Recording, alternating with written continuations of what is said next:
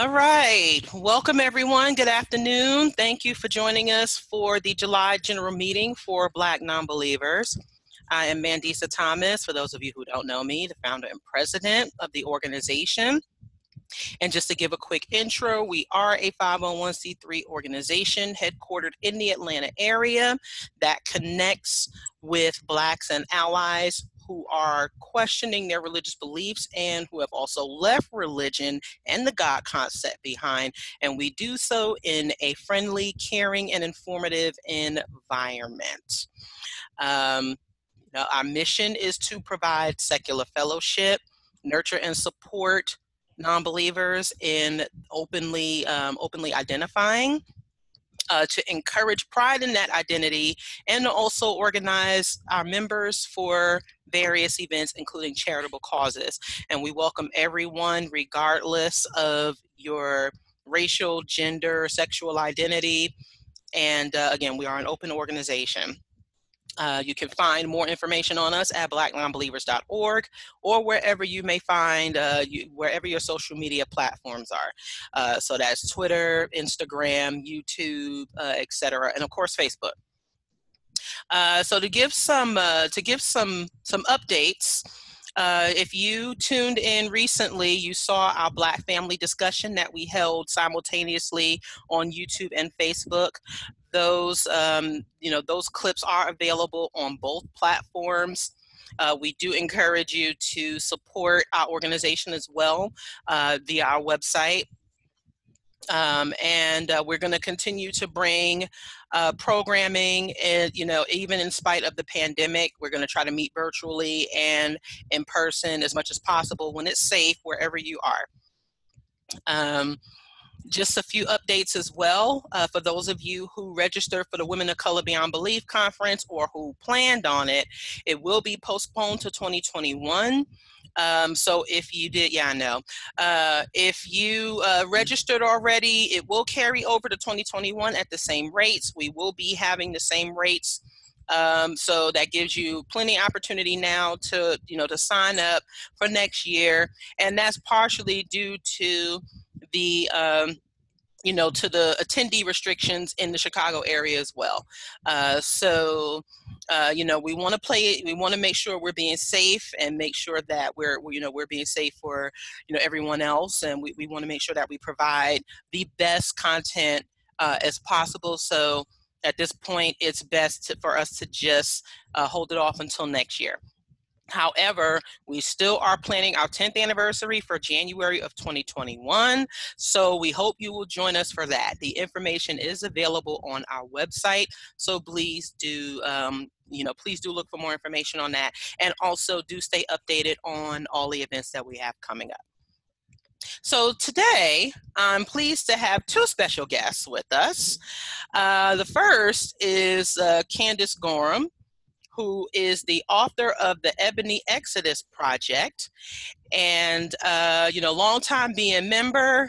She's also one of the 5 fierce humanists on the cover of the July-August 2018 Humanist magazine, and she also serves on the Advisory Council for the Black Humanist Alliance with the American Humanist Association. And also co-leading this discussion will be Miss Bonita Kirk, who is out of the Richmond, Virginia area. Miss Bonita, I'm not sure if you're a former minister or yes. I think we had this conversation, who is now involved with the Unitarian Universalist congregation in the area, and also non-religious.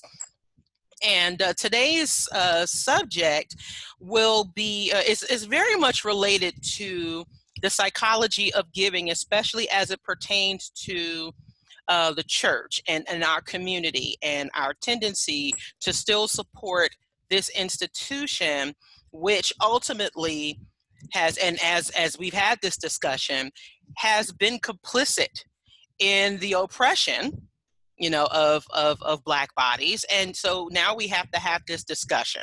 And it also falls right in line with the post that that was posted in our Facebook group recently, where there were screenshots from I think it was from some sort of Black business group or something like, or investment group. And there was a post that someone posted stating that people shouldn't, tithe to their church. And so the backlash from that was just astounding. There were a number of people who became very defensive of tithing and saying that they were never going to stop supporting their churches. Now, as an organizational leader, I do contend that if there is an organization that provides a community base and support, there should be, there should be a level of financial support involved from members. However, when when people have been giving to these institutions for so long and just so blindly and out of conditioning, that calls into question the psychology of it and why it needs to be addressed further. And so I was very happy when, when Bonita actually, we had a conversation, and we wanted to, suggested that we have this discussion. And I wanted to make sure Candace was involved because she's also a former minister, and being a mental health professional can help put this into better perspective, probably far better than I ever could. And this is also what teamwork is about, and trying to build up our organization and increasing our networks and helping people understand that the support we provide is important, and understanding the psychology, even we could also be considered a psychosis as to why people still support the church the way they do. So without further ado, I would like to introduce Candace. And so Candace, if you are ready, and Bonita, if y'all are both ready, y'all can start taking this away. Yeah, you know what? I'm gonna just jump right in because I like what you just said right there about giving being a psychosis, especially in the church. When you were in the church, is there somewhere else you want me to start before I jump on psychosis? Was there something you wanted me to say? Am I supposed to introduce myself or something? You can give some background on yourself. Okay. And let me tell you a little bit about myself before I jump straight to that. So, because yes, okay, I'm a former minister, right? I got into ministry at a very young age. I got into ministry at I think I was about 20, and the ministry that I was a part of was was very evangelical, and the pastor at the time, he preached what we call the prosperity gospel, right? So what you give, you get back, right? And the more you give, the more you get back. And matter of fact, it's so funny. I remember we used to have this song. So when it was time to give the offering, we literally had an offering song. And the song went, give and it shall be given unto you, given unto you, given unto you. Does anybody know that song? Yep. You know that Raise song? your hand if you do. I don't, but because it's like from the Bible. Press down, shake it together, running over. Yes. So that's the scripture. So, if you give, it'll be given back to you. And so, during the scripture during the offering, that was the whole thing. Okay. So I used to be a minister, and that was the whole thing, was the more you give, the more you get back. And so of course we had, we were a very small ministry. It was a very small church, and you can imagine, small church, small ministry, not people in it didn't have a whole lot of money, and but yet and still, people were giving their last dime. Literally, the lady in our ministry who had the best job, she was a librarian at the local university, and she would withdraw from her 401 to give to the ministry when we couldn't pay the rent. So I remember I would tithe on student loans. Like I literally like my refund, not like the whole check, but like from the refund check, not the whole value of the check. I wasn't that brainwashed. Not the whole value of the check, but the refund, like if I got like $1,000 back, I give, $100 to the church, like literally believing that I needed to tithe off of that extra money that was coming into my life. And so talking about that psychosis part, psychosis, delusions are a form of psychosis, right? And so that, we really did believe and buy into this belief that, we are really going to get something back, right? And what is this? A delusion, is a irrational belief that's founded on something there's absolutely no evidence for, right? And you look around you, there's no evidence for it. There's never been any evidence for it. And when you look at what is supposedly evidence, which is other, prosperity gospel ministers, your not Bill Gates, but what's the guy in Texas? All of the big prosperity gospel, ministers and stuff like that, the ones that, they are supposedly the examples or the success stories. When you look at them and they're supposed to be our examples, well, how did they really get that money? If you really look at it, they got the money not because the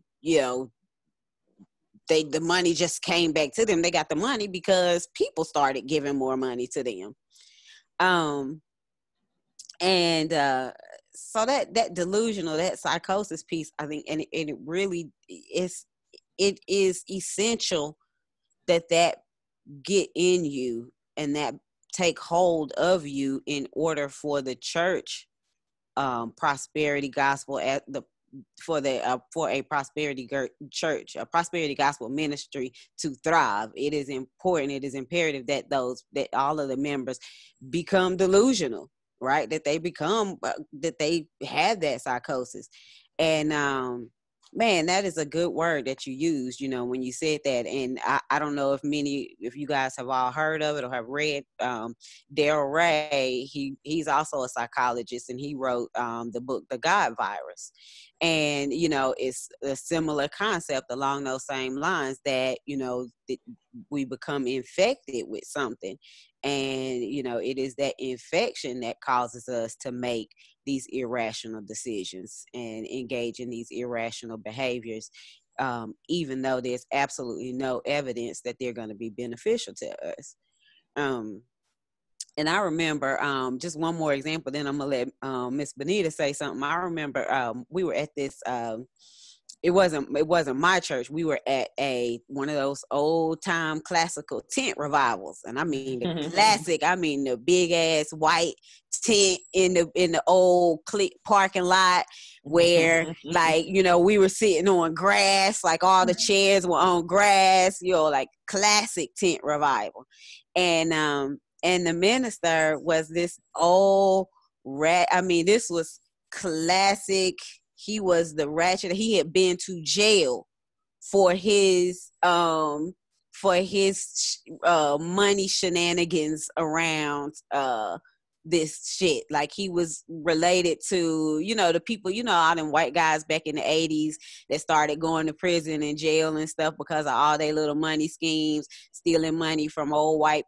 Like, he was in that group of people. I remember his name. It'll come to me before the end of the thing. Anyway, somehow we got entangled. We had an entanglement with him. And he was doing a tent revival. We decided our church goes to his tent revival, and we're going to do the praise and worship for his tent revival. And his offerings would be like the same every night. And it'd be, God telling me we got $100 line, get in the $100 line. So you get in the $100 line. Then, okay, if you ain't have $100 bill, that's okay. Oh, what I'm hearing now, God said the $20 line. If you got a $20 bill, get in the $20 line. $20. If you got a $20 bill, you ain't have 100, that's okay. God gonna still bless you. Get in the $20 line. So then you got in the 20. If you ain't have 100, that's okay. God can get you. You will get in. Then you ain't have a 20, that's okay. God got you. Get in the $10 line. You ain't got a 20, get in the $10 line. I'm hearing it right now. God is saying the $10 line. You ain't got a 10, that's okay. You know what? God is saying he's still gonna bless those of you with a with a $5. Get in the $5 line. I shit you not. You ain't have a 10, you ain't have a 5, go to your car and get the change out of your cups and shit in your car. We was like, what? This man said, we gonna wait. God said he'll wait. If you ain't have 100, you ain't have a 20, you ain't have a 10, you ain't have a 5, God said he'll wait for you to go to your car and get the change out of the cup holders in your car. I was like, you gotta be fucking kidding me. That was the shit that we was into. Like, even I thought that was funny. Like, even then, even I, a prosperity gospel minister at the time, thought that even that was crazy. Like, we left like, yo, like, why is this dude doing this? Like, that is crazy. So that was the kind of, since you remember going to those kind of services, right? Like, that is the kind of delusion that, you know, there were people there who were excited that they had the opportunity because, oh my God, I didn't have 100 or a 20 or a 10. Oh, great. I got the opportunity. So I'm going to be able to get the same blessing as the $100 person just by getting the change out of my car. Like, that was the level of delusion, and that is an intense level of psychosis. So I'm gonna take a break, Miss Bonita. You go ahead. That's a good word. Yes, I do remember those type of services. I'm gonna kind of change the lane just a little bit, if that's okay, and discuss what I call Mandisa, because I had been a member of Black Non-Believers for a little while. And I was noticing that I was not participating as far as my giving was concerned. And one of the things that I thought about was, once we become non-believers and we acknowledge that, you know, how does racism still affect us in our relationships with one another? And so I know for some of us that gave to the church, my question was, is it a trigger, you know, to, if the organization needs money, does that kind of bring up, you know, negative emotions, a trigger because we always gave in the church, or we always gave? And so I really wanted to talk about, and maybe if anybody else on the call maybe can talk about that, is I'm excited about Black Non-Believers. I believe it's a great space to come, a great place of nurture. And for those of us that have done our work, for those of us that are doing our work, and for those of us that are just searching and seeking because we have questions. And so I thought it was important that we support Black non-believers. And so my question was, how effectively do we support Black non-believers as being Black people, when we have that whole racist thing going and being taken advantage of by the church? And does that affect us? And if it does, what can we do to begin to deal with that so that we can be a better supporter of Black non-believers? And I'm speaking for myself. I'm not speaking for anybody else. And so that was important to me. And so that's kind of basically why I was having the conversation around the giving was, you know, why do we give? Why don't we give? And if there are things that are in the way, or something that we're doing that's causing people not to want to give, then to kind of talk about that. Well, cool. I think yeah, I think what's different, right, between that level of psychosis that goes with the church versus like what you're asking about, right? Like what's going on here is that key is, what are you getting out of it, right? Are you actually getting out of it something? Like, can you actually see fruit? Right. And part of the reason that it's a delusion in the church is because, especially in those prosperity churches, like what I was talking about, because there's not a whole lot of fruit coming out of it versus with something like a BN, right? People see the benefit that they're actually getting out of this. They see actual fruit that they're getting out of it, right? They see the work that BN is doing. Like I see somebody here talking about, a mission, that they were trying to do, right? Though that is kind of different, right? When you're tithing to a ministry that actually is doing missions around the world. Like, at least you see where your money is going, and with BN, like, it's the same thing. Like, what, is your money going to something that is real, that is tangible, that is beneficial? And does that make a difference in why people give or do not give? And what I find interesting is that, people might leave a prosperity gospel ministry where they were used to giving and didn't have a return, and then, come to something like a BN and then get a return, but then don't give, or any kind of organization, any kind of anything where, they are getting something from it, but then they never give anything to it. And even if you can't give like on a monthly basis, they like never go to an event or never go to anything, never buy a mug or something, you know what I'm saying? And like, I understand, financially, not everybody's got money to go to the cruise or something like that. You know what I'm saying? But there is this, like, what is it with our mindset as, like you said, what is this sort of, what kind of psychological shift needs to take place when we then begin to participate in organizations that we are getting something beneficial out of it? Exactly. And because I look at the membership and I think, what are we, like 5,000 members or something like that? And I'm thinking, in our private Facebook group, we're at just a little under 2,700. We have about almost 5,000 subscribers to our public Facebook page. We have a few thousand subscribers to our website. We're getting more followers on Twitter. We're getting more followers on Instagram. So, this is something that is still growing. And was, interestingly enough, and I know we talked about this, our organization would never, ever, ever suggest that anyone gives their last dollar to support us, because that is not the thing. That the thing that we want more than anything else is for people to be at that place where they are healthy mentally, especially as they overcome their religious beliefs. And our dedication to providing that community support is more important than us. No one's trying to get rich off of this thing, nobody. But it does take work. It does take a lot of work. It takes a lot of time. It takes a lot of dedication. Candace has been doing this now.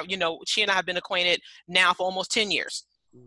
And there are people who have engaged us now for over 10 years.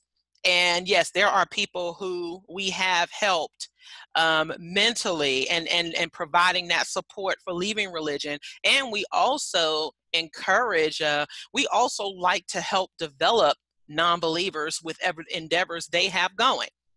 And so providing that network does help folks, more than people realize. And in doing that, and being able to sustain our website, in order to sustain our meetup groups, and in order to participate in and do the outreach that we do, those things do take, a certain amount of financial support. And even with numbers in like the few thousands, like if people gave like $5 a month, if we had like 1,000 people give us $5 a month, that gives us a sustainable working budget. Nobody's trying to, saying, I'm like, look, I've been driving the same truck since 2008.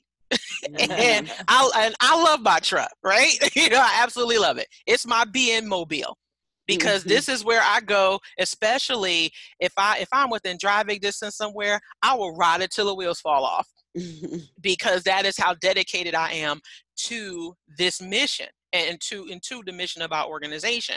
And so I think, and I completely understand, the hesitation, or, the the thought of, well, I didn't think about how important this was because I'm so used to giving to this church, or I might not think of, charity as being something as simple as supporting a community-based organization. So it's, similar to what Bonita said, and also definitely related to what you said, Candace, about, about helping people understand the importance of at least, contributing sustainably to our work.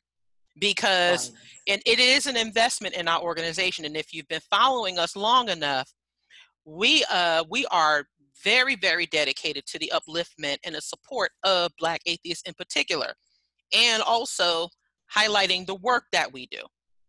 For Candace's book, for your book, you were able to reach out, you were able to get those, you were able to get the stories from our members. You were able to collect Mm-hmm. that data and their research. And what do we do as a result? At most of our events, guess who we have featured? Candace. And it's Akiva, and people who we like to develop that leadership pipeline. I like to suggest content and speakers for other secular events and other secular organizations, because that's what we do. And that kind of stuff is very, very important. Being able to facilitate that visibility and facilitate that network, it does take time and it does take effort. And so, we just hope that those who engage us certainly understand where that comes into play. Exactly. And I was just kind of looking at my own behavior and just kind of thinking, why don't I support? What's up with that? I come to the website, I read the messages, I enjoy them, I get support. And, I'm just kind of oblivious, not giving anything. And that may not be for everybody. So I'm just talking about myself, and I'm sure there's other people that kind of fall in that category. And it's like, why don't I contribute? Why don't I support this organization that is a safe place to land and have a place of community? So I'm just kind of interested in maybe if anybody has any reasons why they think we don't do it. And I'll say this with racism, with being around cooperative economics when it comes to Black people. We've always been talking about if we could just pool our money together, if we could just pool the trillions of dollars that we put into the United States, then we could do more. And so I thought it would be a really good opportunity to model by example, like this is what being a non-believer is all about. We understand there's no daddy in the sky and that things just don't fall out the tree. It takes money, it takes resources to make something happen. And we want a strong organization that's viable, not just in presence, because Mandisa's presence and her voice is strong, but also underneath to have that undergirding in resources and funds that are just as equally as supporting as our voices in the non-believer community. So that's kind of where I'm coming from today. I remember when we were talking on our phone, when the three of us were talking, a month ago or however long ago it was, one of the things we talked about was perhaps one of the issues is, at least for some people like me, who were so used to giving, that once you're finally out of a space like that where you don't have to give till it hurts. Right. You finally like, I ain't giving another one of my dimes to nobody but me. I'm keeping all my coins. Like, I don't know, maybe maybe that happens unconsciously or subconsciously. I don't know, or maybe you just get out, without that authority figure there. Maybe that's part of the you had been so used to, again that, you had that psychosis, you had threats, you had spiritual threats that went along with the giving. you had a whole bunch of motivating factors there that went along with your giving when you were giving before. And now that you're in a situation that you're not forced to give, maybe you are just forgetting about it, or maybe, we just feel like, I don't want to give no more of my money to anybody. Same thing about, like we always talk about, how do we get more people to come out to our events in general, right? Like, when you were in church, you went to church, some people, maybe not everybody, right? But some people, especially, with a lot of Black people, you do hear a lot of Black people say that they were used to going to church Monday, or, Sunday, Wednesday, Thursday, church, choir rehearsal, Saturday choir rehearsal number 2, Sunday afternoon service, Wednesday Bible study. You hear a lot of Black people that resonates with them, and they say, yeah, I remember doing that. And then, when you have event, when you start having events, they don't come out to stuff. And we talk about, okay, why is that? Why don't they come out? And one of my theories again is, again, people finally get that time back, and they like, man, I'm chilling. You know what I'm saying? All the good HBO shows come on Sunday evenings. I finally get to sleep late, and then I can stay up all night on Sundays where I can catch all the shows. You know what I'm saying? Like Wednesday nights, I don't know what I'm going to do on Wednesday night, but it's better than being out, Right. And another thing is, it's talking about the elephant in the room, right? I mean, it's kind of like, for some of us that are not out of the closet, as far as being a non-believer, sex, politics, religion, being a non-believer, those are kind of like those conversations that are tough conversations. And for whatever reason, money happens to be a tough conversation for whatever reason. It's just, one of those things. And so as non-believers, my thing is that we're still affected by racism. We're still affected by what racism has done to us as a people, and trusting one another, getting behind one another, supporting one another, coming together around a cause, and we're so used to our group of people being manipulated, and so I'm sure there's some hesitation sometimes, or just not even thinking about it, or like you say, Candace, hey, I don't have to do anything anymore because there's no reason to, because there's nothing to exist. So what difference does it make?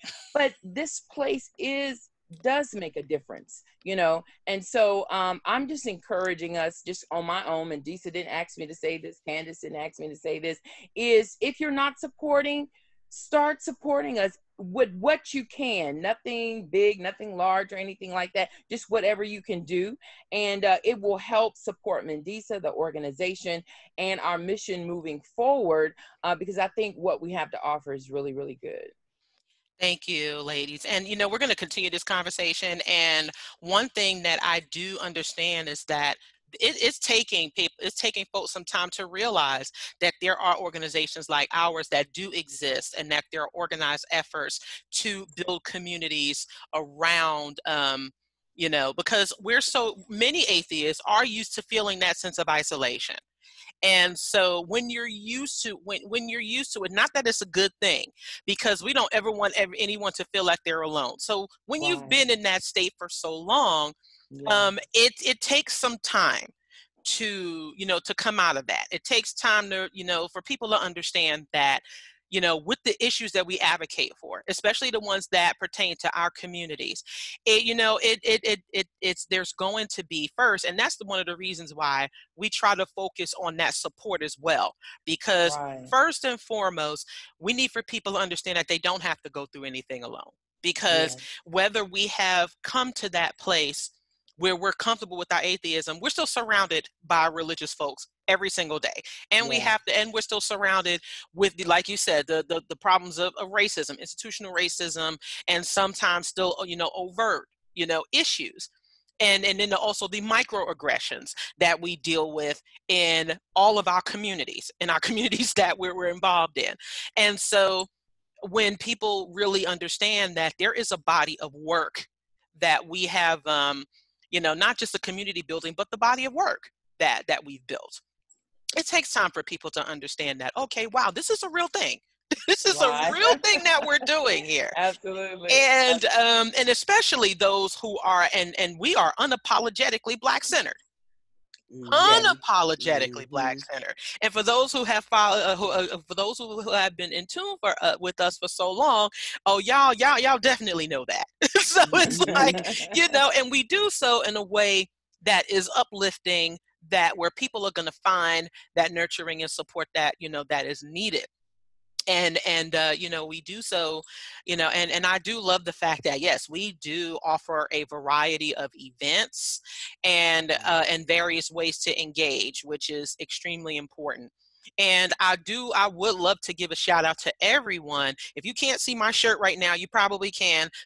Many of you already have much of our merchandise. And I like to add that we just added face masks to oh no, that's cute. just added face masks. Oh, I need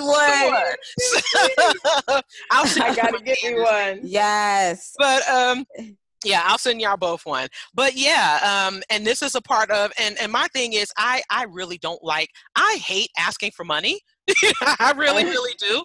I realize how important it is, but I also realize that I don't like when people only approach when they're wanting something. And so I have I am so nervous about asking and only appearing to be asking just to support our organization. Now I know deep down that I'm not just asking, because, I'm not asking blanketedly as if I don't care about other people and their situations. That I know this, but I still am just like, oh gosh, it's a hard thing to ask sometimes. It is. Because I do care about other people, and I, and I know, like you said, when people come out of the church, they're still so used to this conditioning, of giving that other people really could take advantage of. And that is something that I would never want to do, or anyone in our organization. I know we make jokes about, oh, I should just become a preacher because it'll be easy to start. No. There has to be some integrity there.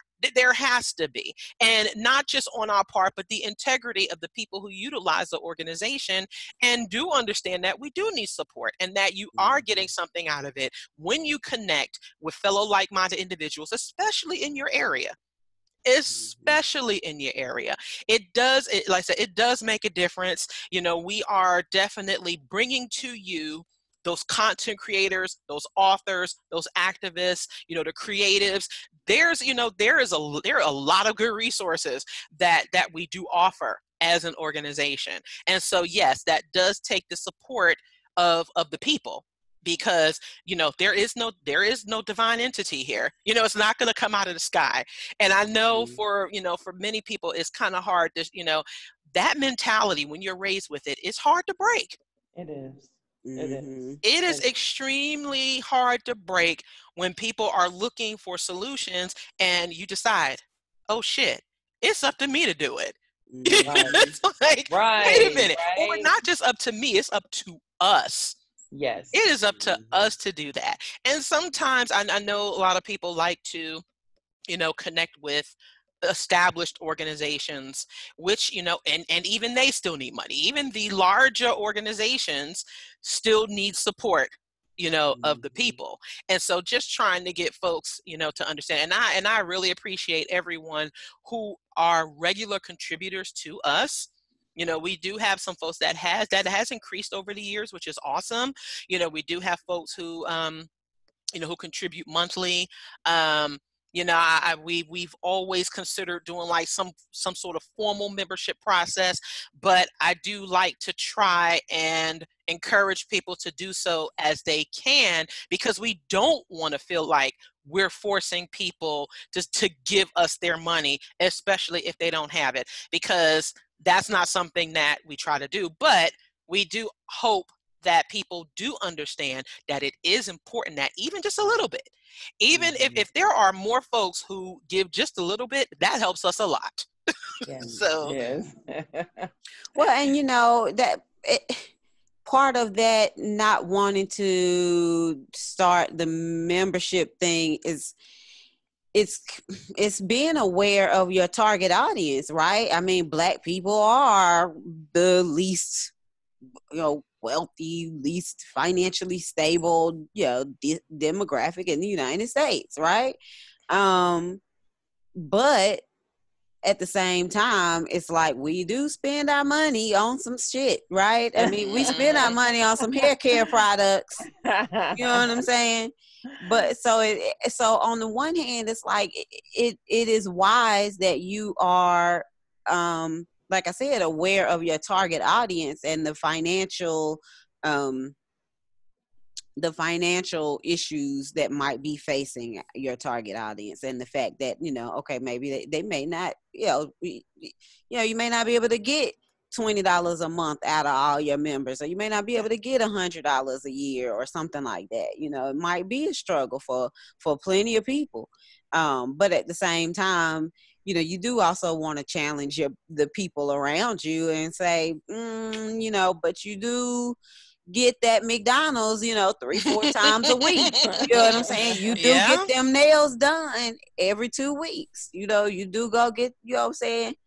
So you kind of got to find that balance between, having empathy and recognizing where your people are, but then at the same time, kind of wanting to sort of push our people at the same time and say, come on now, this is also a good thing, and we're also getting a good service, and you're also getting a lot out of it.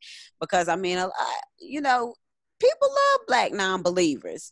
A lot of people do. And I appreciate that, because I know a lot of people do. I mean, you got your haters, and we all know we got haters. Everybody got their haters, but people love Black non-believers. Mm-hmm. Really, really do. I mean, I'm always running into people that are talking about, oh my God, Mandisa? Black non-believers? Oh my God. And I'm like, yeah. Hey girl, my Mandisa ain't even all that. Whatever. Like, she alright. Go to the website. Exactly. Absolutely. And also too, to even piggyback on that, Candace, I see a lot of folks in our networks. It is after a while. I remember how it was like for me. After a while, I remember feeling so liberated. And when I saw that there were people who railed against religion, and especially how bad it can be, that was very, very liberating for me. But after a while, it became important for me to connect with my fellow non-believers on the things that we could do. Because at some point in time, it does become important for us to start building on the things that we can do and on the communities that we can build, as opposed to just being so discontent with the church that you're still mentally and emotionally attached to it. To the point where you're not helping to build our community. So that's something that people should also consider. It's like, our spaces are open to venting about it. We definitely recommend that. However, we are also, we also are affirming and we're healing spaces, right? We want people to be able to become their best selves in spite of what they've been through. Absolutely. And in doing that, at some point you have to ask yourself the question, because, if I'm steady talking shit about religion all day long, then that means I still have this attachment to it. And am I really over it? And if you're not, it's fine. It takes time, but it takes, you have to be honest about that. It's important for folks to be honest about that and not just utilize the spaces only to critique religion all day long. I mean, there's a lot of shit that we see that is infuriating, and in order for us to fight it, in order for us to have that bigger voice, to speak out against the things that we see happen in our community, it's going to take more folks to support us, so that does make a difference. Absolutely. And, it's because, the saying that God is good all the time, and all the time God is good. And when someone says that to me, I say, well, not really. And it's like, what?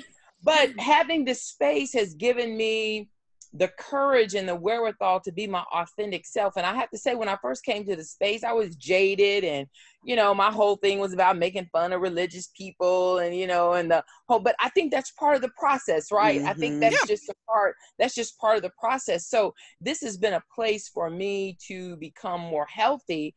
And I think that the reason why I thought about the giving was that was kind of maybe an organic, evolvement, and that, hey, you know what, I'm in a better space now, I'm in a better place now, I'm just not wanting to just laugh and talk about religious people. I've kind of moved past that. I want to do something and be a part of something and help something grow. So I think, you know, there's probably people from all different angles that, you know, that are in the organization that are experiencing the same thing. And you know me, I'll get, you know what, I'm like, look here, if you want to help us and get involved, that's what I encourage people to do. Don't wish it, you know, participate, volunteer. And even if you don't, even if you are unable to, you know, do as much as I do or someone else does, every little bit helps. You know, no one here always has to, you know, you don't have to be on the front lines. People don't realize that this support takes many shapes and forms.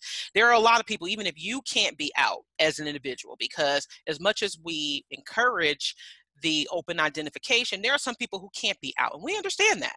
Absolutely. So, and if you are a closeted, you know, if you are closeted and you are in our spaces and you appreciate what we do, then, you know, then contributing definitely helps. You know, it supports us, you know, because that also helps not just our ability, you know, not just the ability with our website, but it also helps our morale to know that, yeah, we're doing something worthwhile here for those who can't, you know, who can't be out. There are some of our members who still work for churches. They're still musicians in the church, and so they're still very much engaged in those religious institutions, and that is a space for them. And so, you know, it's important for us, you know, to try to, you know, we definitely support that journey, and we understand that.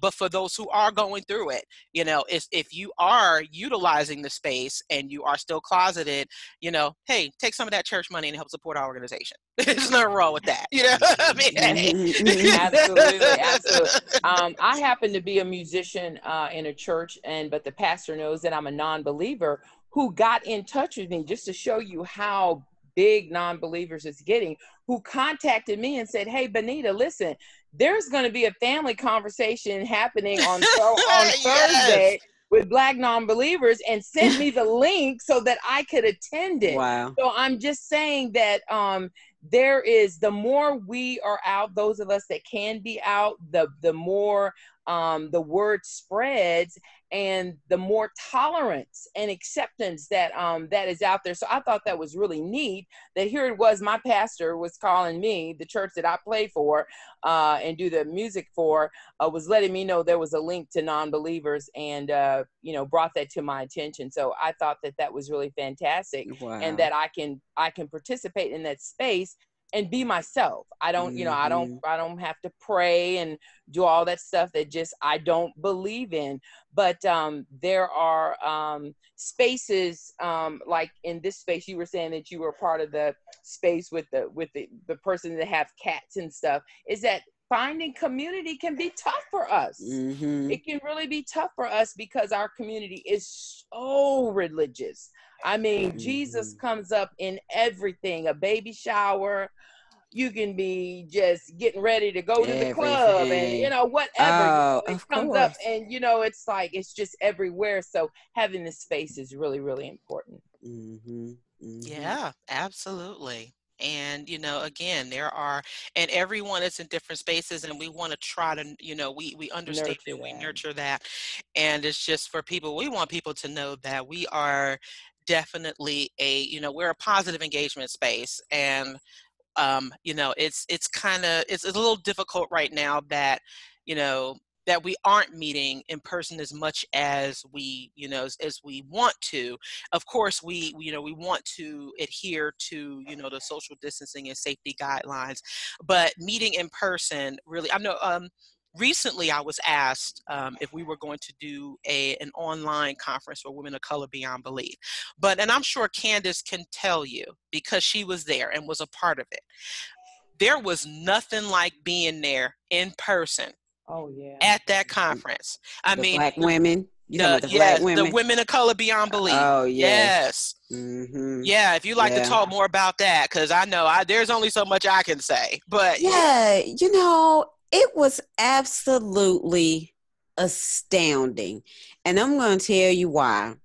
I have never in my life seen the age ranges of black atheist women. And there was this old lady. How old was that lady? How old you? I mean, that lady was probably in her 80s. Yeah, I think it was Miss Arlena. Yep. And she was in tears. She was in there in literal whole tears. And all these black women, we were all like hugging her. And she was saying she has been an atheist her whole life. And she had never met another black atheist until she had come to that event. And she was just overwhelmed by seeing all these other black women atheists. And she was like, all these, just like, we were just there. Like, we just out living our lives, just open at this event. And she was just overwhelmed. She was just overcome with emotion. And she was crying. And we all like crying with her. We got this big circle hugging mama. I mean, it was just amazing. And it was truly an amazing event. And that, to me, that says enough, right? Like, I don't even have to speak about no other aspect of the event other than us all encircling this 80-year-old black woman in tears, all of us crying, and her saying she's been an atheist her whole life. I mean, 80. When was she born? The 40s?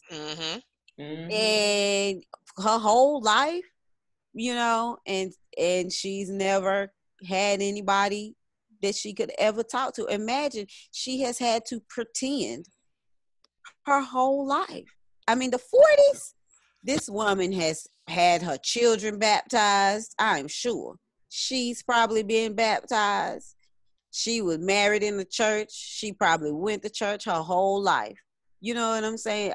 Maybe she didn't go to church her whole life. Maybe she managed to get around it. But I'm sure she had plenty of church in her life. And I'm sure she had to put up with plenty of it.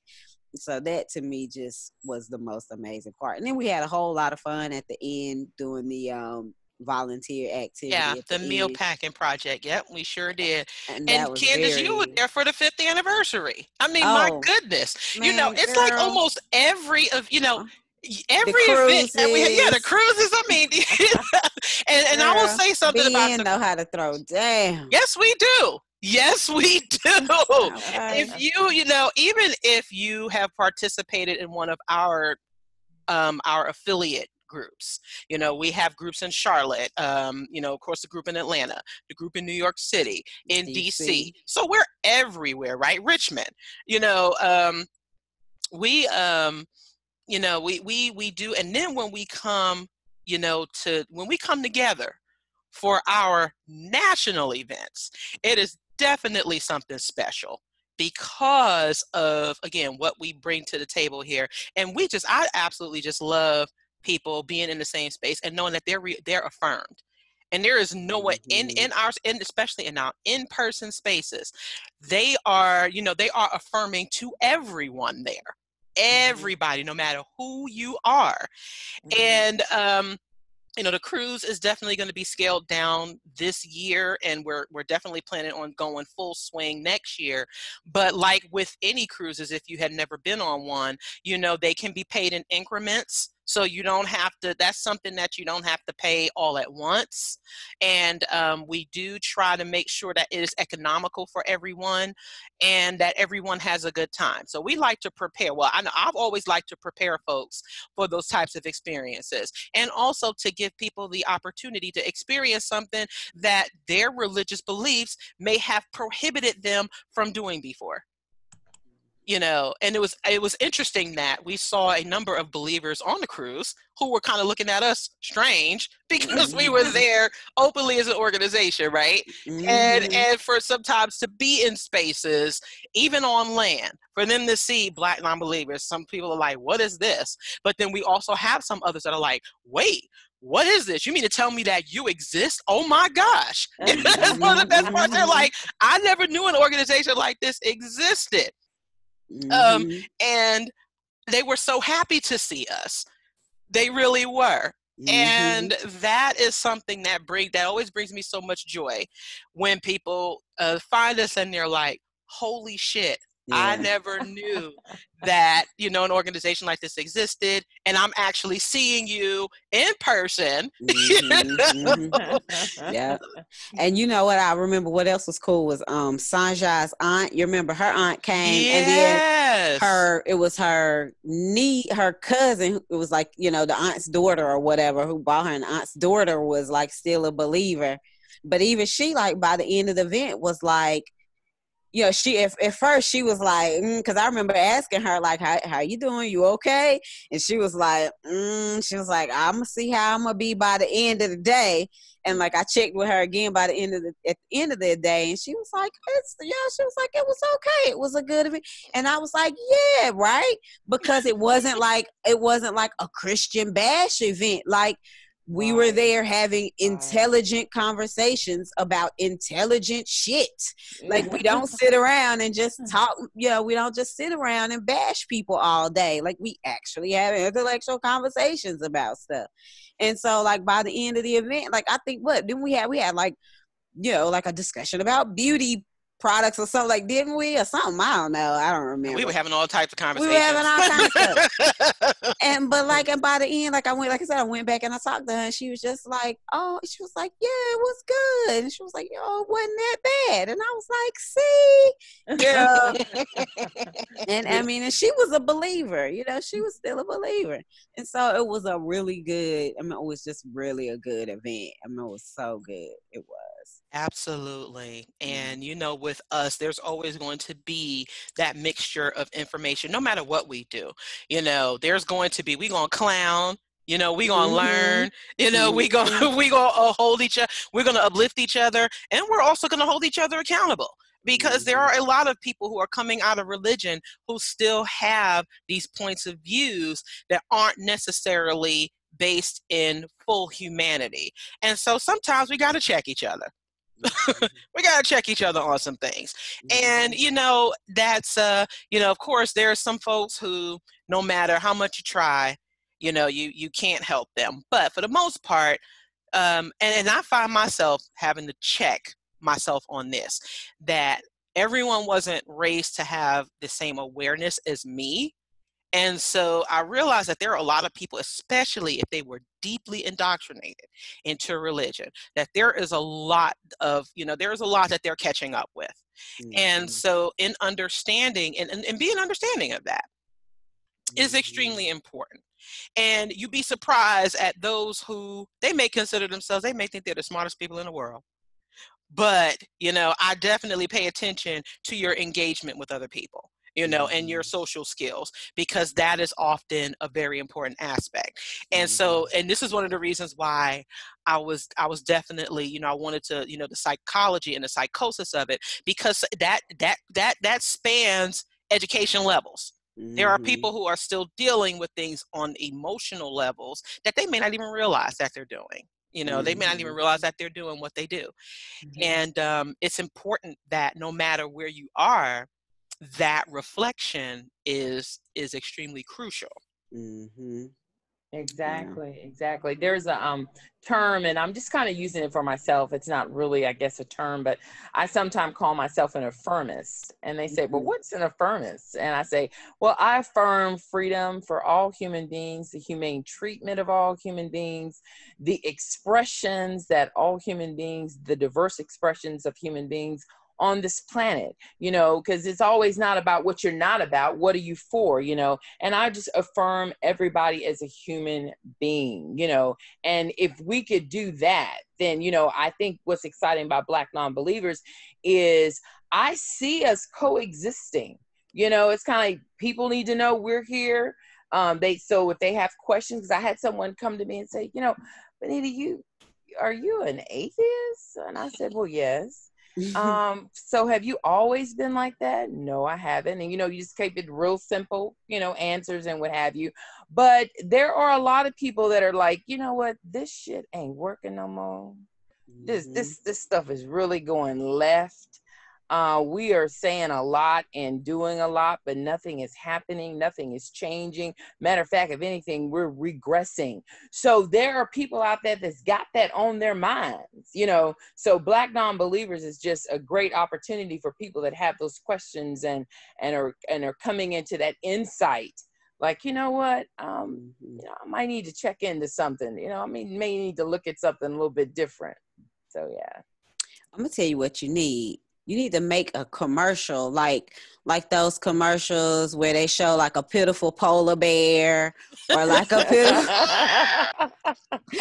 but you show like a pitiful atheist, like, you know, he's all like pitiful sitting on the bench, a park bench, like don't have anybody to talk to, you know. You can be like, you know, you can give this atheist, you know, friendship for $5 a month. When you said commercial, that made me think of the video that we did a couple of years ago.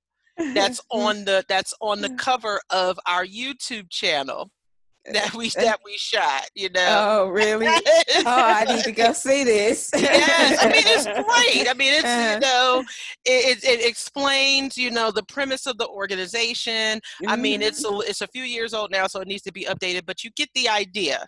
You know, you get the gist of what we do. You know, I'm probably going to have it updated, especially for the 10th anniversary, because that needs to be our opener. You know, just, you know, what we do. So, like I said, you know, in addition to all of the events that we have, the regular events that we do, you know, there's a body of work that we have, you know, that we have generated, and you know, like, whatever you suggest, it's either been brought to us before or we thought of it. So it's like, you know. You thought about a pitiful atheist sitting on the porch. I don't know about a pitiful atheist. Why do we need to be pitiful, Candace? Right. It's like the pitiful polar bears. Like, that's how you pull at people's heartstrings. Like, you know what I'm saying? You gotta pull at their heartstrings. Yeah, you know, I gotta play a sad song to go with it. See, now you're getting well, if anything, we should have the pitiful. If anything, we should have the pitiful believer that's sitting there thinking, you know, I don't believe in the Bible anymore. Well, yeah, and I really don't believe in all of this, and I really don't know what to do about this, and whatever, you know, and then someone come up, how you doing? You know, I'm a non-believer. You're a what? You know, something like that. You know, put it on the other side. Let them be the ones. Then we gotta find some pitiful song to go with it though, like something like some Adele, something like something real sad. Y'all are too funny.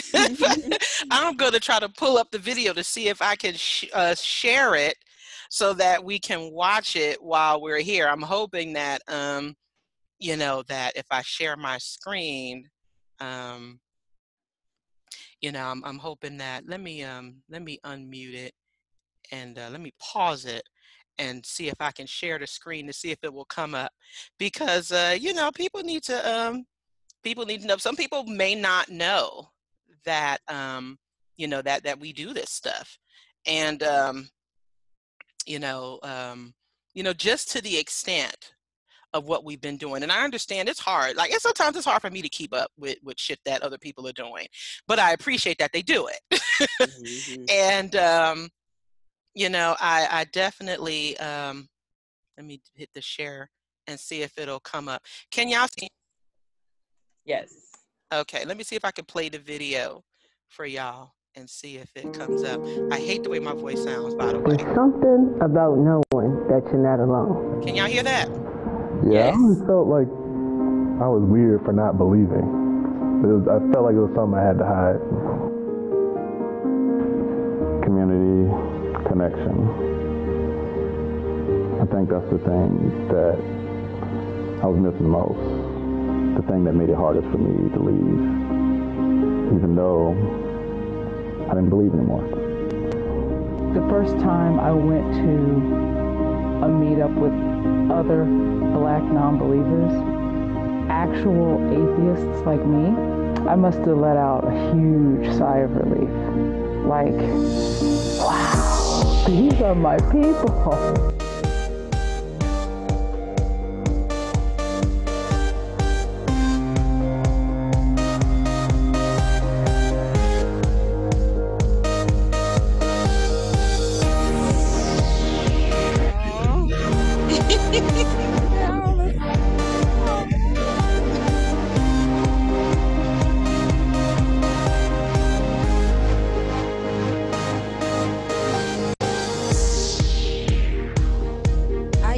Mini Cooper. I wanted to create a space for Black non-believers, a place where we could be ourselves, where we didn't have to explain ourselves to people who didn't understand. We are creating our own communities, our own families, and our own connection.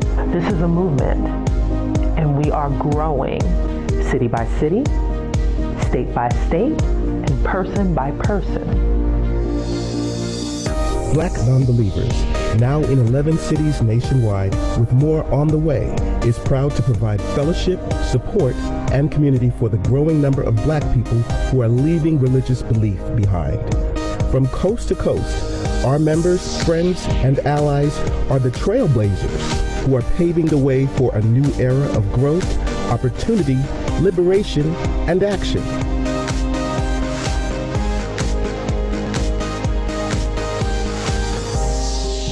We have come so far, but we have so much more work to do. But if there's anything I believe that this movement, this awakening, this liberation will continue to grow. To all of our members, past, present, and future, please know that we are here for you. To our supporters everywhere, thank you. Your support is making a huge difference in the lives of real people. Oh, this definitely needs to be resurrected. Oh, it's beautiful. Isn't it? Yes. Since 2011, Black Non-Believers has been changing lives, but we can't continue this important work without you. You can support the mission of Black Non-Believers anytime by making a tax-deductible investment in this transformational movement.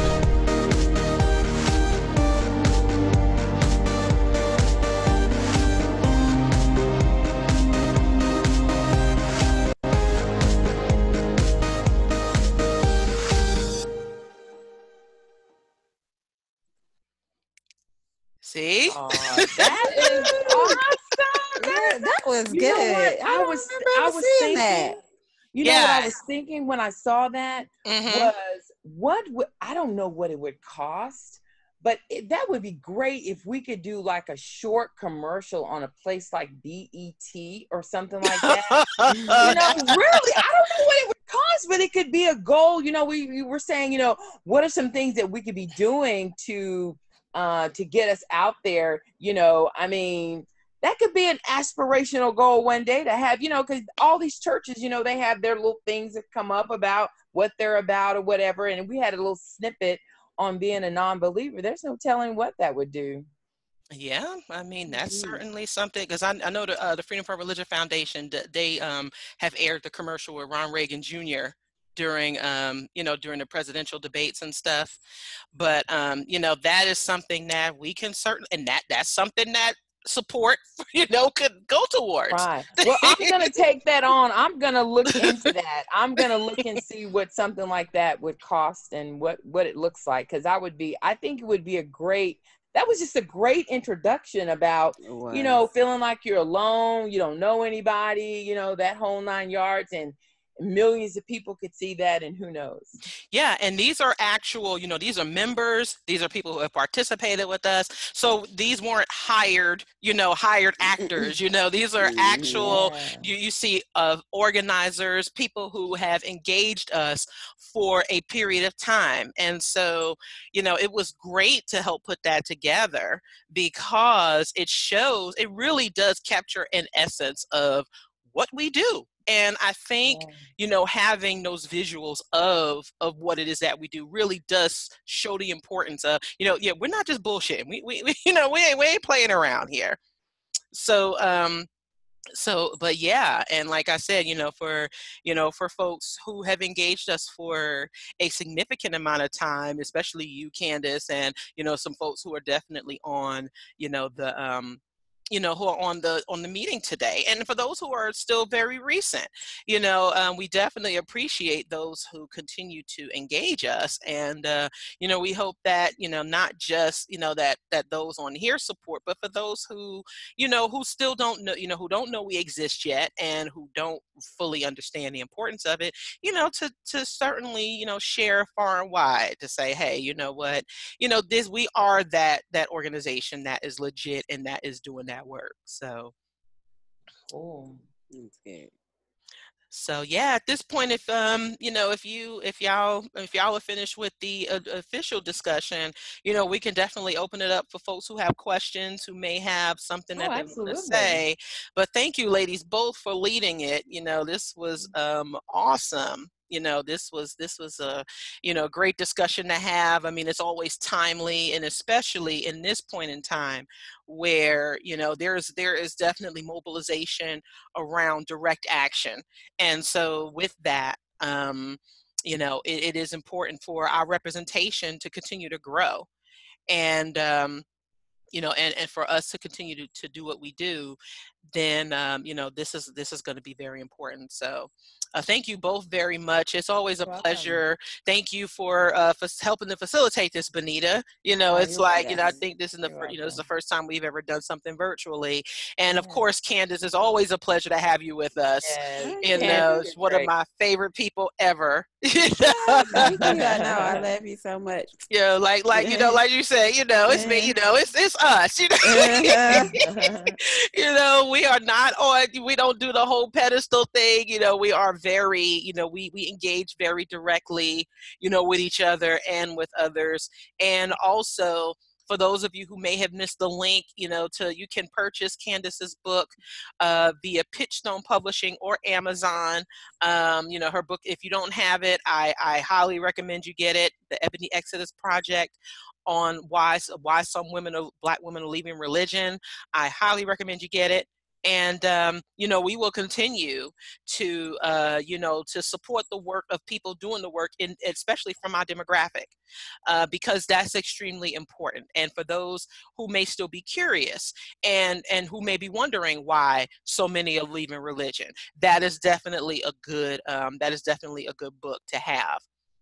So at this point, thank you both very much for being a part of this discussion.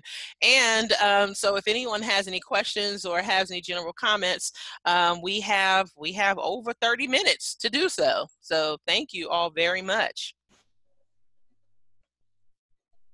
So you can just unmute yourself as as you wish if you have a comment or a question. I think I'm going to put it on the gallery view here to see, to see everyone.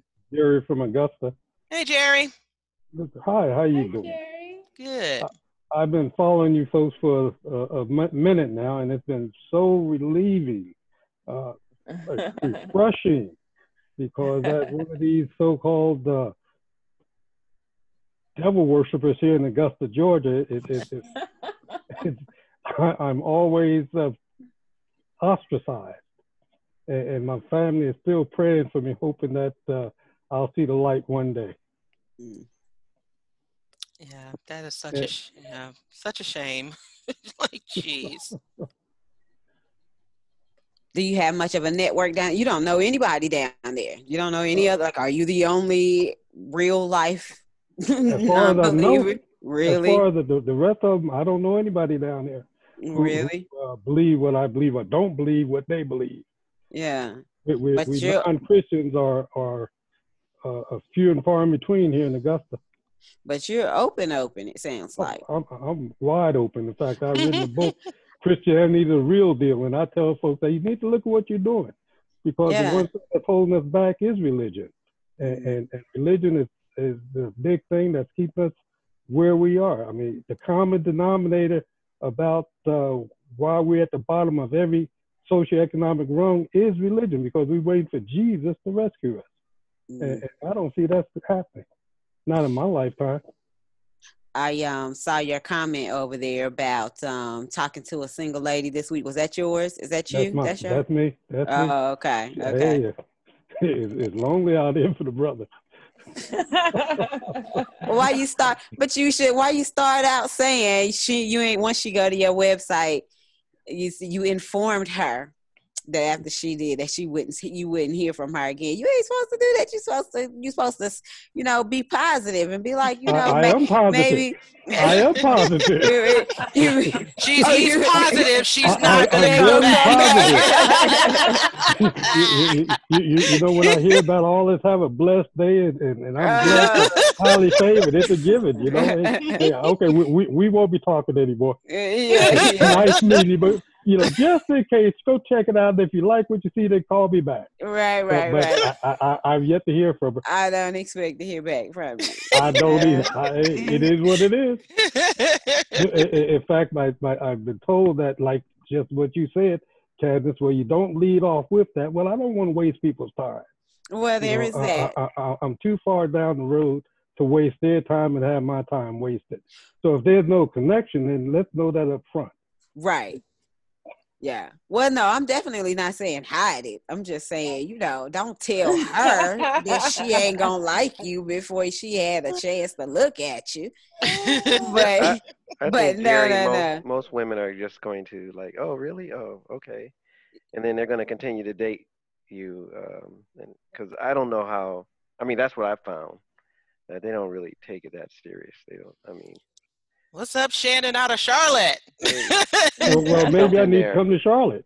I think, just kind of be yourself. And I was going to say Charlotte and Augusta might be different.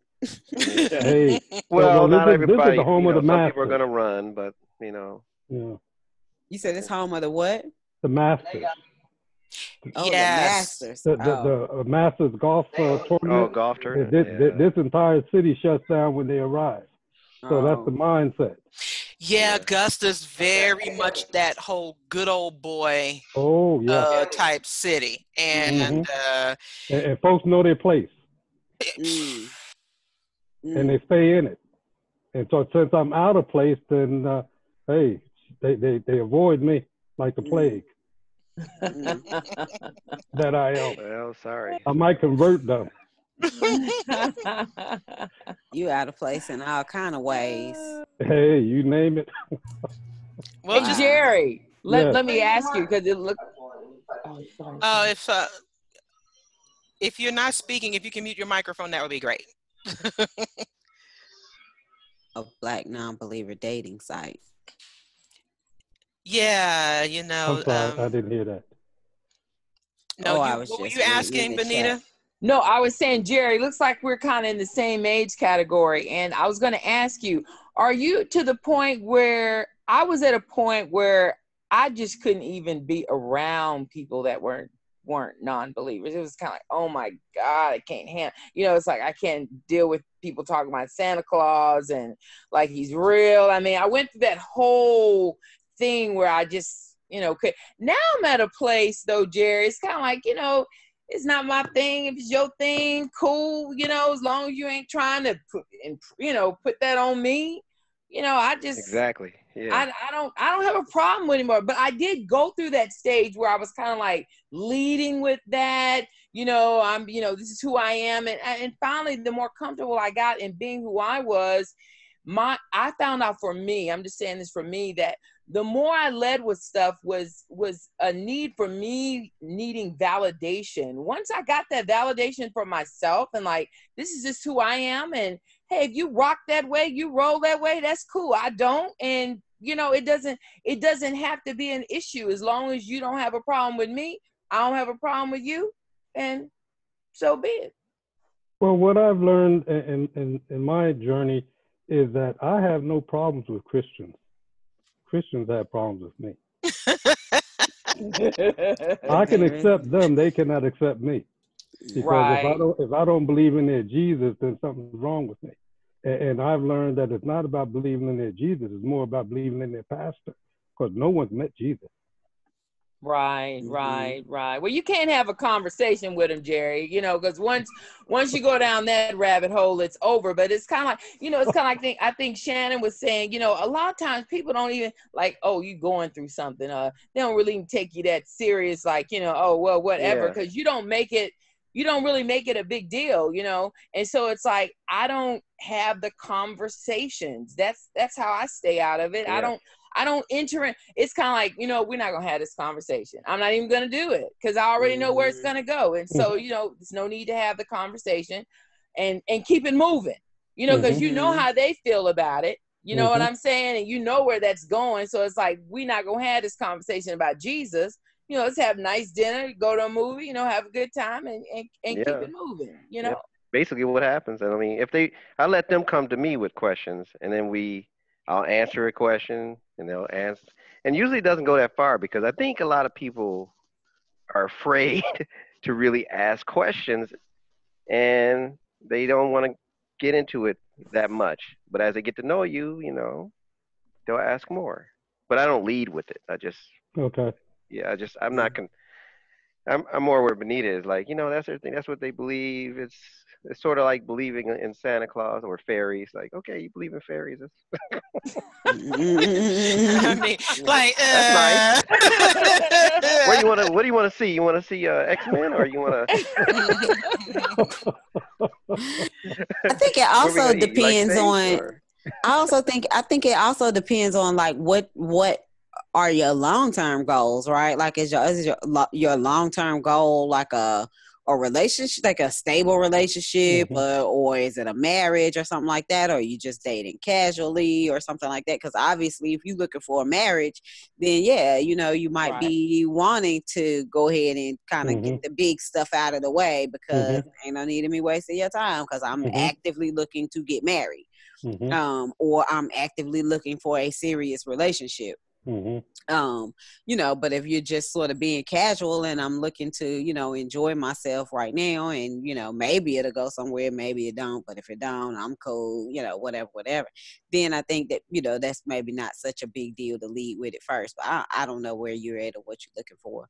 But I think, as when I do a lot of my interviews and I'm talking to a lot of people about Black families and Black relationships and stuff like that, I hear a lot of is on that spectrum of like whether they lead with it first or not is based on what their goals are. It's based on whether or not they're looking for a serious relationship. Most of the time that's what I hear. Every now and then I do hear somebody that'll say it's such a big part of who they are, where they are right now in their life that it doesn't matter to them whether they look for a serious relationship or not. They need you to know this about them off gate, right? I need you to know this about me right now. I'm an atheist. Is that cool with you or not? And so, and if that's where you are, if that's what is important to you, then that's, to me, I'm like, well, that's what's important to you. Well, actually, in my case, it's a response to I'm looking for a God-fearing man. Yeah. That's not me. That's not me. I'm not the one. Yeah. Okay. I'm not the one. That is true. If they that's how they lead it out with it. Post I've been meeting anyway. Okay. So I see. that if you look for a God-fearing man, you gotta keep on looking. Yeah. Because I'm not him. I know. I've also heard it, and I personally experienced it as well. Like on a dating site or something like that. Like you clearly put on there, atheist, and then somebody still, comes to you and said, wants to talk to you and interact with you and stuff, and then it comes up somehow, like, oh, they looking for a God-fearing such and such and such, and it's like. Atheist, but people don't read profiles, so it's like whatever, that.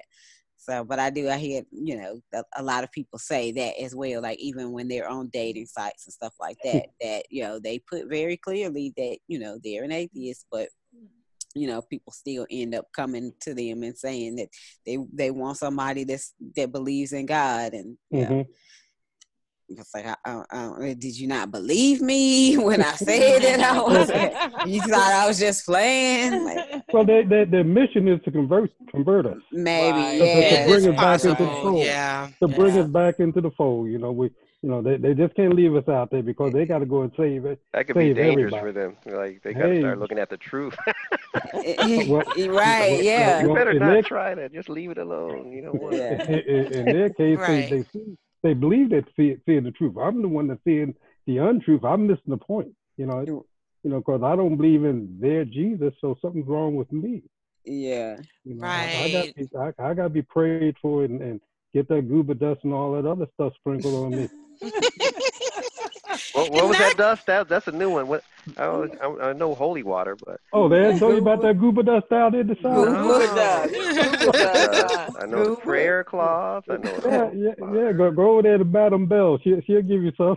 She'll sell you something for a couple $. Oh, voodoo mix in there. Yeah, I'll take it. And that goes towards recognizing people's humanity, right? And there are so many believers who have been conditioned to think that their belief in their God is so important that everyone else needs to feel the same way. So unfortunately, it doesn't matter if you have so much more in common beyond that. It is just so important to the salvation that you believe exactly. Now, there's no, wasn't there a study that there are a lot of religious marriages that break up just as much as anyone else? So it's the preachers as well. Oh yeah, of course. Look how many preachers have gone through 4 and 5 divorces. Well, yeah, but they're gonna pray for me though. We're supposed to ignore that though. We're not supposed to see that. and that definitely goes towards, ignoring, people for their humanity, which is a shame. And, that's right, Kelly. You're absolutely right. If God exists, he's doing a very terrible job of, of creating this misunderstanding even between human beings. So, that's definitely, a good point to bring up there, and I thought about when I did the session on dating, what we're covering from religion and how many people who come out of it, sometimes they may still carry those religious ideals, or ideologies. And so this is something that people may need to reflect on, and because it's a whole process. It's a process for people, and sometimes it's hard.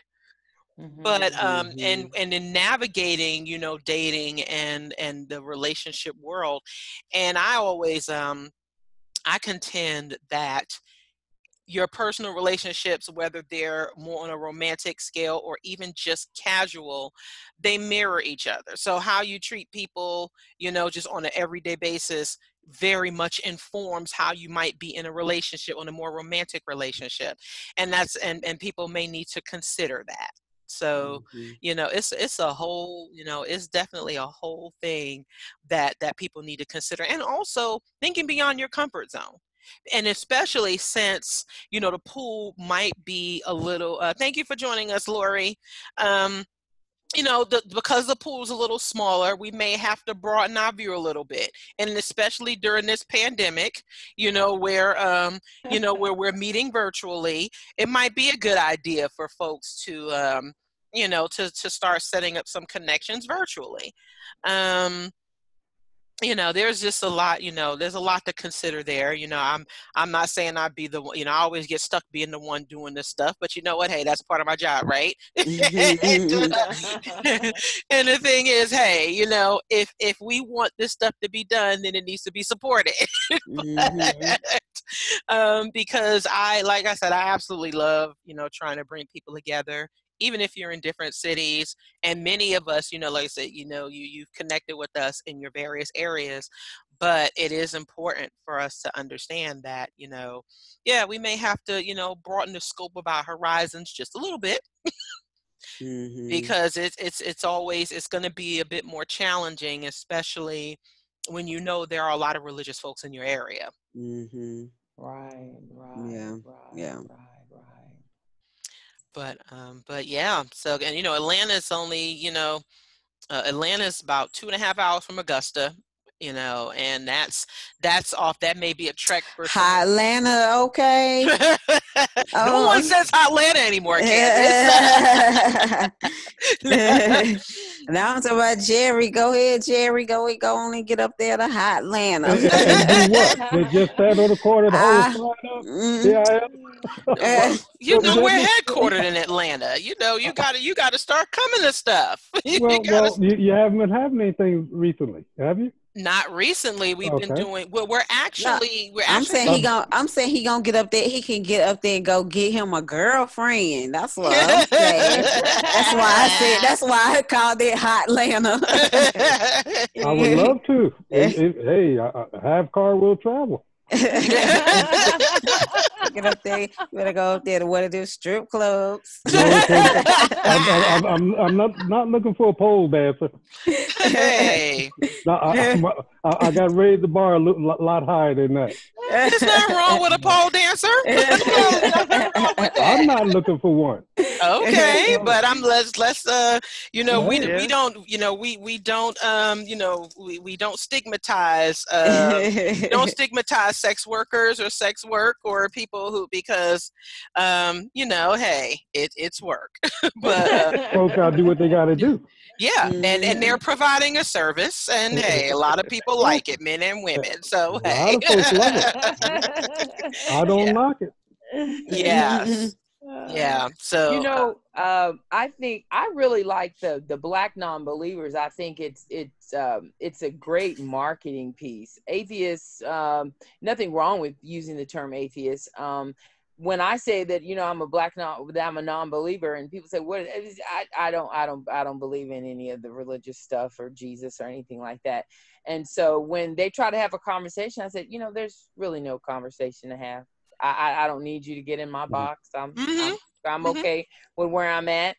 And you'd be surprised people just kind of leave it alone because, like you say, it's like, what is it? I'm not trying to convert you. You don't have to defend yourself against it either. You really don't. It's kind of like there's nothing to defend. There's nothing to discuss. It's just where I'm at. And that's how I feel about it. And I think that when people see that, it kind of throws them off a little bit because they think that you're wanting them to get in your box.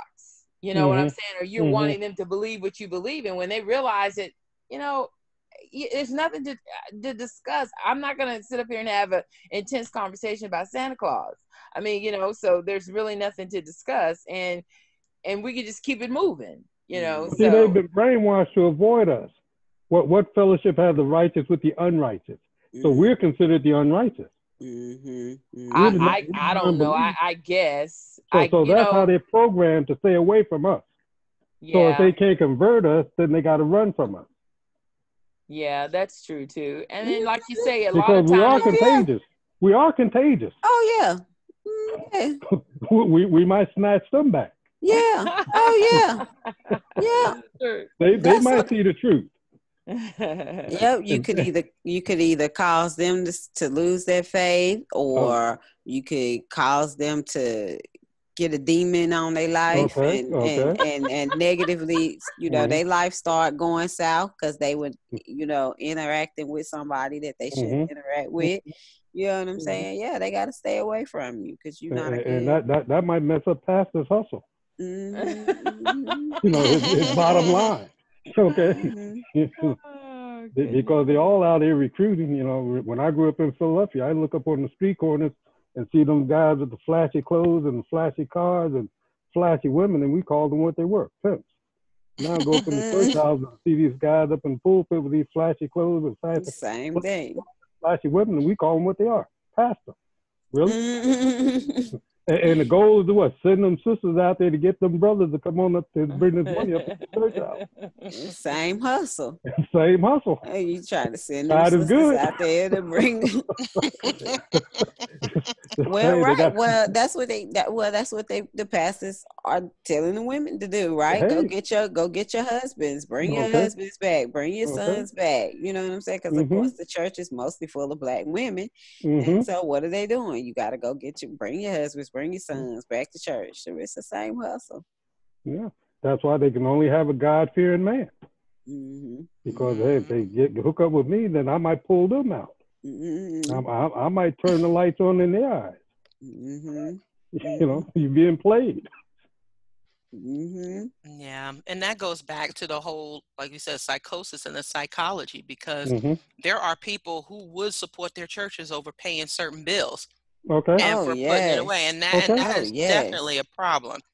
Oh yeah. You know, right. That happens every year in Augusta. They call it the first fruits. Okay. Oh yes. Month of January, just don't pay nobody but Jesus.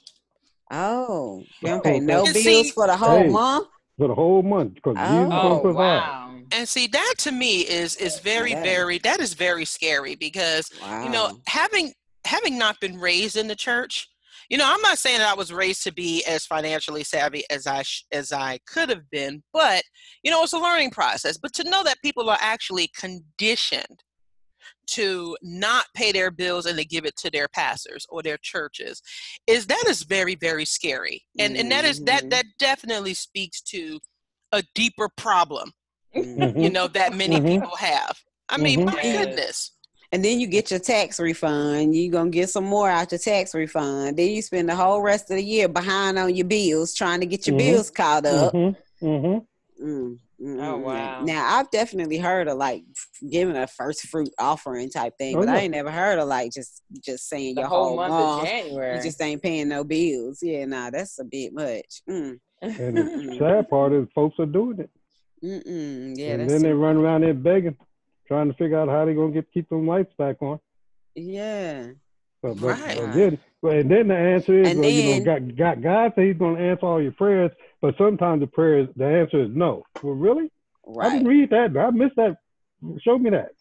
But yeah, because the church is not able to assist with, you know, paying bills and stuff. One of the churches that I went to that was after I got out of that church, the one I was talking about at the beginning, that the one that was a broke one.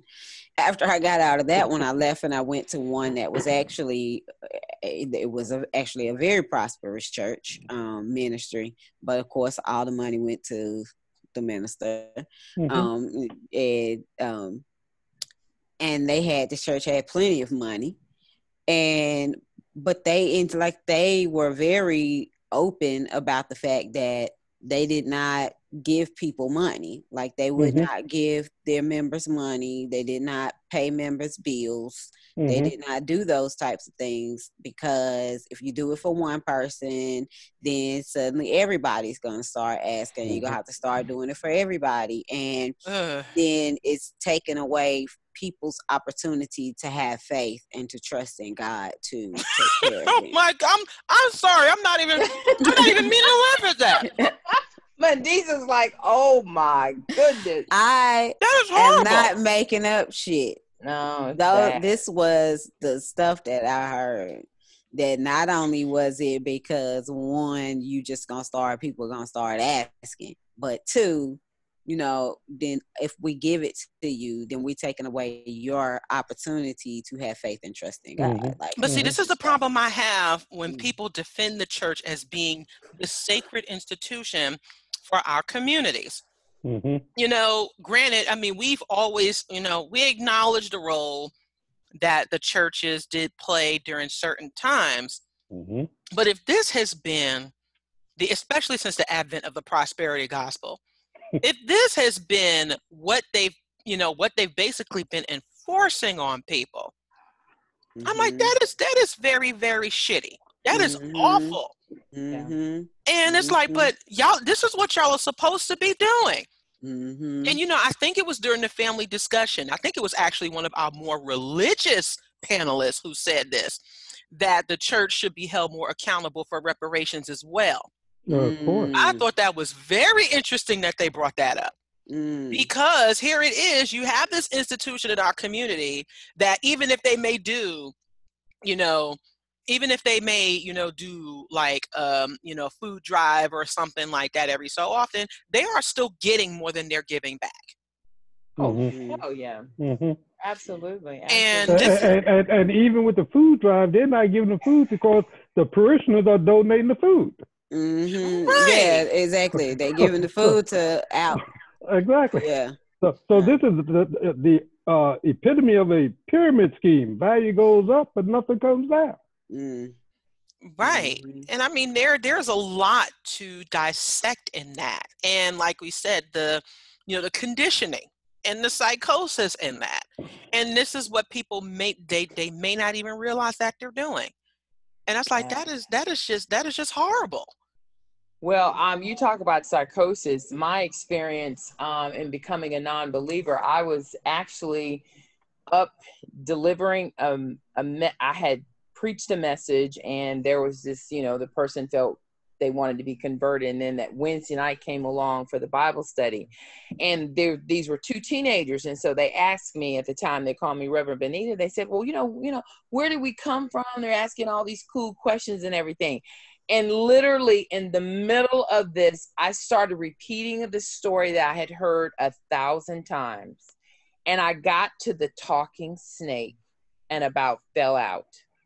In the middle of that, I was like, oh my, I don't believe in no talking snake. I got so tickled. I started laughing. Nobody knew what I was laughing about, but it was like, that psychosis. I was so brainwashed that I had never heard that story outside of some type of whatever. And for the first time, I heard myself saying that I believed in a talking snake. And when I heard that and heard how ridiculous that was my conversion in the middle of a church service, actually hearing myself believing. So the literalism in the Black church is what is ridiculous. I was one of those literalists that truly believed that Moses, put his rod out at the sea and the sea literally opened up. I mean, I literally believed in that craziness. I mean, it's unreal, but I shake my head now. And like you said, I was so indoctrinated that none of my sensibilities were ever available to me as a child, the way I was indoctrinated. And just having that moment where I heard myself talking about a talking snake, I about fell out. I was like, you have got to be joking. Yeah, no. And that was my deconversion, I should say. As a mental health professional for 40 plus years, if you tell me that you're hearing voices and what have you, then I might consider having you hospitalized unless you tell me Jesus is talking to you. Then you're okay. Then it was okay. Exactly. Then you're okay. Exactly. Okay. Or that snake. Then you're okay. And there's a lot of mental illness in the Black church because everybody's hearing from something. They heard somebody talking to them literally and all kinds of stuff. I mean, it's bad. I mean, it is really bad. It's really bad. Yeah, and then how do we as Black people deal with mental illness if we have, religion or church in the way? Or how are the pastors going to refer people to psychologists and psychiatrists, or they're going to rely on prayer? Well, they believe it's a demon. They think that the demon is speaking to them, and there's still a lot of churches. I've even been in places, which is really scary, where there are mental health professionals that are LPCs, LCSWs, and they believe and PhDs. It's the devil still. They still believe it's a demon, and they are professionals. Yeah. Yes. And so this is a big problem. So this goes deeper than I thought. I mean, yes, in the Black community, we have a problem dealing with mental illness. Yes, we do. Yes, yes. Folks out there look for Christian counseling. No, why would a Christian need counseling? No, I'm a licensed professional counselor. When I started my program, I was a Christian. I guess technically I was a Christian my whole program. I guess I didn't really start to fully get into the deconversion process until after I graduated. But I would say the seeds had started growing while I was in the program. But yes, I understood that psychosis was a real thing, and I understood the foundations, and I was learning about, the mental illness and all of that stuff. But I still believe that, yes, the core of it was that it was rooted in, you know, something satanic, something evil, right? Like, yes, like we can give you medicines and maybe we can help work at it, blah, blah, blah, blah. But ultimately, you really need to get some spiritual work done. Like, I would not have said that to a client. Like, I would have been, I think that had I still been a Christian, I think that I would have been, I feel like it would have been unethical of me to have brought my Christianity into my practice. Like, I do believe that I would have been that type of a Christian therapist, that I would have kept it separate. But even in the midst of my training, yes, I was still believing that there was a spiritual element of the mental illness that was contributing to the mental illness. Oh yeah, absolutely. Yeah. And that's the hideousness of indoctrinating a child. And I think, you know, it's that fine line. People say, well, why are some people so just irritated with religion? It's because of that. At 8 years old, when they told me that Jesus has sent his son, when I still had my mental faculties available to me, I asked a question and I said, why didn't he send a girl? Because I was a girl. I had an issue with him sending a boy. I was rationally thinking this thing out, right? But even with that, because I was still so young, they got to me. All my mental faculties and ability to perceive reality just went out of the window. And I became one of those ridiculous fundamentalists that just literally believed in everything in the Bible. And it's just, that's where we are. That's the danger of where our Black people are. We are literalists, and that is so dangerous. That's dangerous. It is really dangerous to be a literalist. It really is. That's how I was. I was a biblical literalist as well. And like, it's very dangerous. The flip side of it though is that it only took one or two things for me to start to be like, but that's not literal. Like, how do I know which parts are the real parts and which aren't the real parts? And that's when things started to crumble, because as a literalist, you know what I'm saying, everything had to be real. And once I started to question, like, matter of fact, who Kelly, we were, I had responded to her comment on here about, she was saying hell being a thing that was something that was hard for her to get out and, or, you know, struggling with. And that was one of my biggest struggles in my deconversion process, was dealing with the concept of hell and how scary that was. And it was like, man, you know, what if I'm wrong, right? I'm going to burn in hell, right? And one of the earliest things that I started studying, because that was one of my biggest worries, was the concept of hell, and coming across those different words for hell, right? Gehenna and Tarsus and whatever's the other one that I done forgot about now. Hades. Yeah. Right. And so when I study those three words, and then I learned, like, wait, no, one of them is like literally just like the grave, like the place that they lay your body. And then the other one was just a word for like the garbage dump outside of the city where they burn the garbage. You know what I'm saying? And so it was like, wait, like we took those words and took those words and just used those words as and turned them into a place of torment. But that's not what those words meant. Right. So that's when did we take them, Candace, or were they given to us? Were they no. Or they give it to us through the movies. No. What I mean was, no. What I'm saying is, in the Bible, what I'm saying is the New Testament converted those words and started saying they took those words and they put the word hell in place and started saying, okay, you're gonna burn it, like in Revelations or whatever, like hell being this fiery, tormented place, blah blah blah blah, right? And so that's when I'm saying, like, okay, for me, hell, this word hell meant a literal thing, right? It meant this literal place. And then as I'm studying the word hell, and I'm like, wait, no, the words. So, you know what you understand what I'm saying? Like being a biblical literalist, right. once I started to understand that the definition of this thing and the way it was being used was something else, that's when that started to crumble. And it was like, well, if this little bit is crumbling, then other stuff started to crumble. But talking about what Kelly was saying about that word hell, like that, even though I changed my thoughts on that, somebody's got giving us an echo here. Oh, hope it's not me. You know, that would be a great, Candace. You know, we should think about that. That would be a great series to put on YouTube.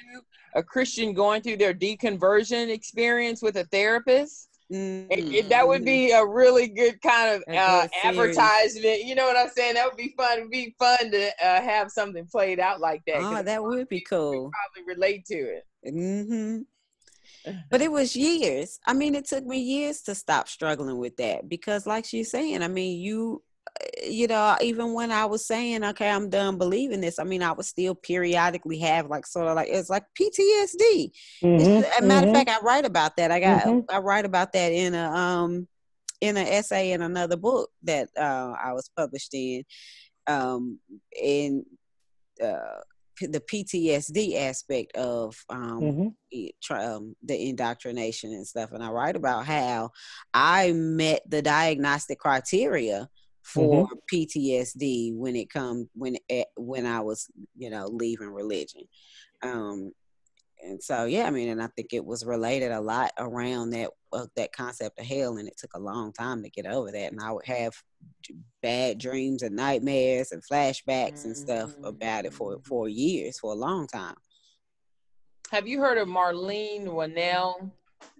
She actually, she has spoken at the atheist conferences, and she's coined the term RTS, religious trauma syndrome. And so she talks about kind of what you were talking about, the PTSD and what people go through with their deconversion and stuff like that. I'm sure probably a lot of people meet, you know, we need some sort of a alternate form of term of trauma or form of trauma for deconverts, you know, because I'm sure a lot of people probably do, you know, fall on that clinical trauma. Yeah, and that's where I'm spectrum. Glad. Yeah, I know you and I, Candace, are directly and deeply involved with recovering from religion, you know, as a result. And for those who didn't see the chat, you know, they do have the Secular Therapy Project, and they also have a chat line, you know, for those who are struggling with that, you know, that religious trauma as well. And that group is recovering from religion? Recovering from religion, yes. Okay. You know, we do. I post the talks that, you know, that the one that Candace and I did on racism and mental health. So yeah, they are an affiliated organization with ours, and because we realize that there is, you know, trauma that people are, you know, overcoming, and there is help for that we try to help facilitate as well, so that people know that they aren't alone out there. But yes, it is definitely a real thing. Yeah. Yeah, but we are coming up to 5 o'clock. I'd like to thank you all very much for joining us. Thank you to Candace and Bonita for being our special guests. Thank you all very much for joining us. This talk will be going on YouTube because people need to see more of it. And, you know, do stay tuned for our upcoming events, hopefully in your areas where it's safe to convene in person. We'll start doing more of that. Please do stay updated on our events and our campaigns, and please do continue to consider supporting our organization and the work we do. So thank you all very, very much. And y'all enjoy the rest of your day. All right, thank you. Bye. Bye-bye.